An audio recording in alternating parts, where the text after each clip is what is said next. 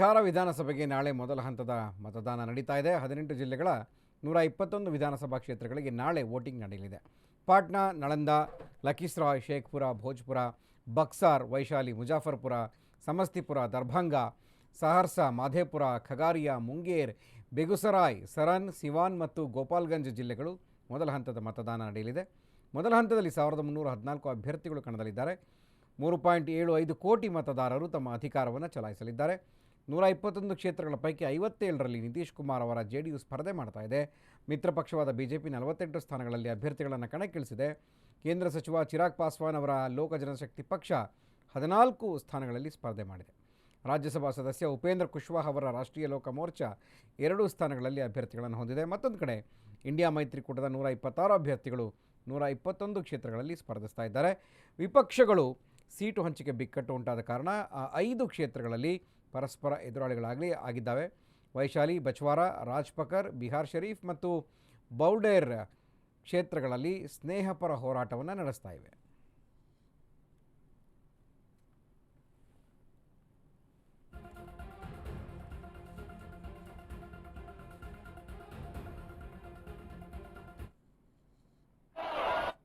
ಇನ್ನು ರಾಜ್ಯ ಕಾಂಗ್ರೆಸ್ನಲ್ಲಿ ನವೆಂಬರ್ ಕ್ರಾಂತಿ ಸಂಚಲನ ಮೂಡಿಸಿದೆ. ಅದರಲ್ಲೂ ನವೆಂಬರ್ 7ನೇ ತಾರೀಕು ಸಚಿವ ಸತೀಶ್ ಜಾರಕಿಹೊಳಿ ದೆಹಲಿಗೆ ಭೇಟಿ ಕೊಡಲಿದ್ದಾರೆ.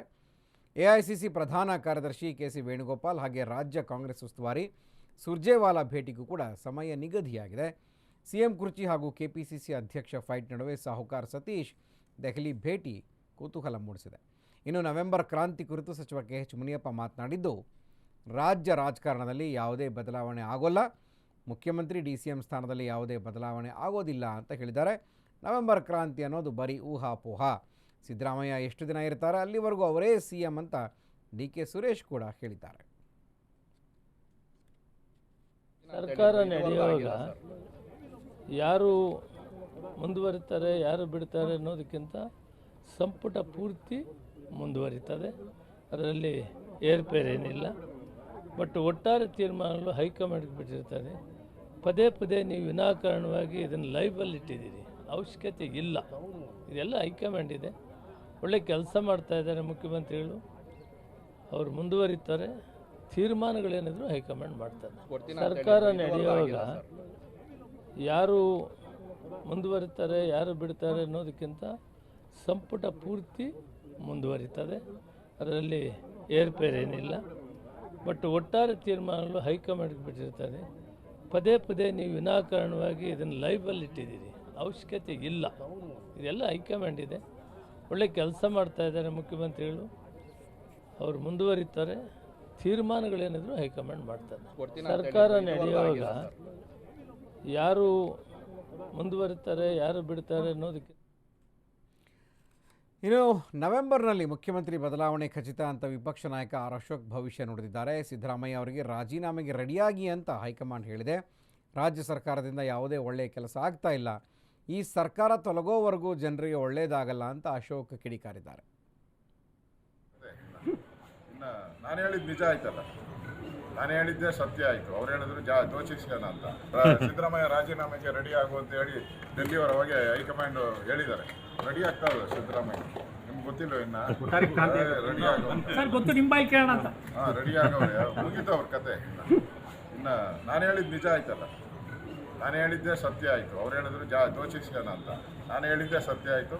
ನವಂಬರಲ್ಲಿ ಚೇಂಜ್ ಯಾರನ್ನ ಹಾಕ್ಕೊಳ್ಳಿ, ಹೆಣ ಹೊರಕ್ಕೆ ಯಾವನು ಹಿಂದೆ ಆದ್ರೇನು ಮುಂದೆ ಆದ್ರೇನು ಸತ್ತೋಗಿರೋ ಹೆಣ. ಇವತ್ತು ಕಾಂಗ್ರೆಸ್ ಪಾರ್ಟಿ ಸರ್ಕಾರ ಸತ್ತೋಗಿರೋ ಹೆಣ ಇದ್ದಂಗೆ. ಹಿಂದೆನ ಹೊತ್ಕೊಳ್ಳಿ ಮುಂದೆನ ಹೊತ್ಕೊಂಡು ಡಿ ಕೆ ಶಿವಕುಮಾರ್ ಹೊತ್ಲಿ ಸಿದ್ದರಾಮಯ್ಯನ ಹೊರ್ರಿ. ನಮ್ಮ ಜನಕ್ಕೆ ಒಳ್ಳೇದಾಗಬೇಕು, ಒಳ್ಳೇದಾಗ್ತಾ ಇಲ್ಲ. 2 ವರ್ಷದಿಂದ ಯಾವುದೋ ಅಭಿವೃದ್ಧಿ ಕಾರ್ಯ ಆಗ್ತಾ ಇಲ್ಲ. ಇಡೀ ಕರ್ನಾಟಕ ಹಳ್ಳ ಬಿದ್ದ ರಸ್ತೆಗಳನ್ನ ನಾವು ನೋಡ್ತಾ ಇದ್ದೀವಿ. ರೈತರಿಗೆ ಪರಿಹಾರ ಕೊಡ್ತಾ ಇಲ್ಲ. ಇವತ್ತು ಮಂಡ್ಯದ ಕಲಬುರಗಿಯ ಚಿತ್ತಾಪುರದಲ್ಲಿ RSS ಪಥ ಸಂಚಲನಕ್ಕೆ ಸಂಬಂಧಪಟ್ಟ ಹಾಗೆ ಇಂದು ಬೆಂಗಳೂರಿನಲ್ಲಿ ಶಾಂತಿ ಸಭೆ ನಡೆಸಲಾಗಿತ್ತು. ಎಜಿ ಶಶಿಕಿರಣ್ ಶೆಟ್ಟಿ ಕಚೇರಿಯಲ್ಲಿ ನಡೆದ ಮಹತ್ವದ ಶಾಂತಿ ಸಭೆಯಲ್ಲಿ RSS, ಭೀಮ್ ಆರ್ಮಿ ಸೇರಿ 10 ಸಂಘಟನೆಯ ಮುಖಂಡರುಗಳು ಭಾಗಿಯಾಗಿದ್ದರು. ಅಲ್ಲದೆ ಅರ್ಜಿದಾರರು, ಅವರ ಪರ ವಕೀಲರು ಕೂಡ ಸಭೆಯಲ್ಲಿ ಹಾಜರಾಗಿದ್ದರು. ಈ ವೇಳೆ ನವೆಂಬರ್ 13 ಅಥವಾ 14ಕ್ಕೆ ಪಥಸಂಚಲನಕ್ಕೆ ಅನುಮತಿ ಕೊಡುವಂತೆ RSS ಮನವಿ ಮಾಡಿಕೊಂಡಿದೆ. ಚಿತ್ತಾಪುರದಲ್ಲಿ 3 ಕಿಲೋಮೀಟರ್ ಪಥಸಂಚಲನ ನಡೆಸಲಾಗುತ್ತೆ. ಮಧ್ಯಾಹ್ನ 3 ಗಂಟೆಯಿಂದ ಸಂಜೆ 6:30ವರೆಗೆ ಪರೇಡ್ ನಡೆಸಲಾಗುತ್ತೆ. 850 ಗಣವೇಷಧಾರಿಗಳು ಮಾತ್ರ ಈ ಪಥಸಂಚಲನದಲ್ಲಿ ಭಾಗಿಯಾಗ್ತಾರೆ. ಕಲಬುರಗಿ ಜಿಲ್ಲೆಯವರು ಬಿಟ್ಟು ಹೊರಗಿನವರು ಯಾರೂ ಭಾಗಿಯಾಗೋದಿಲ್ಲ. ಹಾಗೆಯೇ ರೂಟ್ ಮ್ಯಾಪ್ ಬಗ್ಗೆಯೂ ಕೂಡ RSS ಮುಖಂಡರು ಮಾಹಿತಿ ಕೊಟ್ಟಿದ್ದಾರೆ. ನವೆಂಬರ್ 7ನೇ ತಾರೀಕಿನಂದು ಹೈಕೋರ್ಟ್ಗೆ AG ಶಶಿಕಿರಣ್ ಶೆಟ್ಟಿ ಈ ವರದಿಯನ್ನು ನೀಡಲಿದ್ದಾರೆ.